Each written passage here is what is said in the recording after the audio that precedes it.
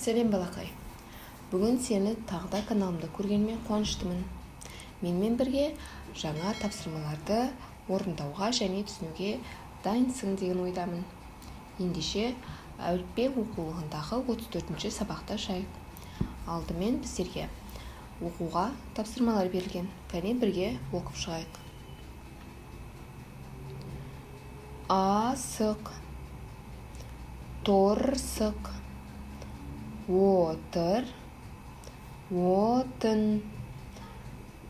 тоты, саты. Келесі ық, тауық, сусын, сатты. Енді бұл жерде сызба берілген, сызба берілген екі буыннан тұрады. Осы сызбаға қайсы сөз сәйкес келеді?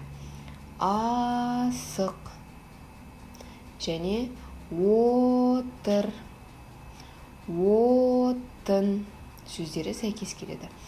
Өйткені а, о әріптері дауысты дыбыс және ол бір ғана әріптен тұратын буын, бір ғана дауысты дыбыстан тұратын буын. Келесі екінші сызбаға қараймыз. Екінші сызбада берілген сөз бұл да екі буыннан тұрады. Ішінде екі дауысты, үш дауыссыз дыбыс бар. Енді қайсы сәйкес келуі мүмкін? Тауық, сусын. Бұл жерде тауық және сусын сөздері бұл сызбаға тура келеді. Бұл жерде бізге екі сөзден тұратын сөйлем берілген. Астында ауыл, ыстық, алыстау деген сөздер берілген. Осы арқылы біздер сөйлем құрастыру қажетпіз. Бірінші ауыл, ыстық. Екінші сөйлем ауыл, алыстау. Келесі бұл жерде үш сөзден құралған сөйлем берілген. Асыл, сатыны ал. Асыл, оқты, сал. Осылай екі сөйлем құрастырамыз.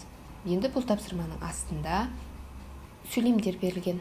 Сусын, суық, анау ырысты, ол сусын сатты.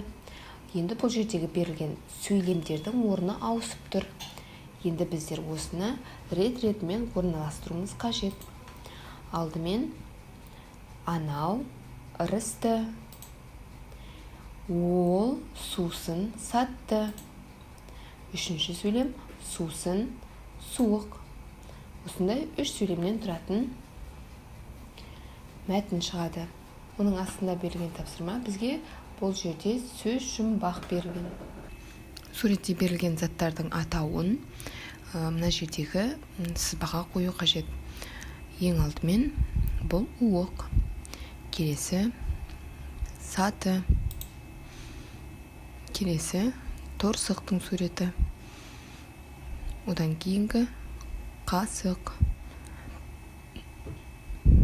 Енді осы сөздердің қайсысы мына сызбаға сәйкес келеді көрейік. Ең бірінші үш әріптен тұрады. Бұл уық. Кейінгі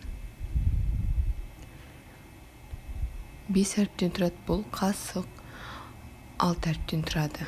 Бұл торсық және ең соңғысы саты. Осылай біздер сөз жұмбақты шешуін таптық. Астында берілген тапсырма бұл дәптерге жазуға арналған. Дәптерге әдемі, сауатты және қатесіз жазуға тырыс. Ауыл алыста, тауық ақ.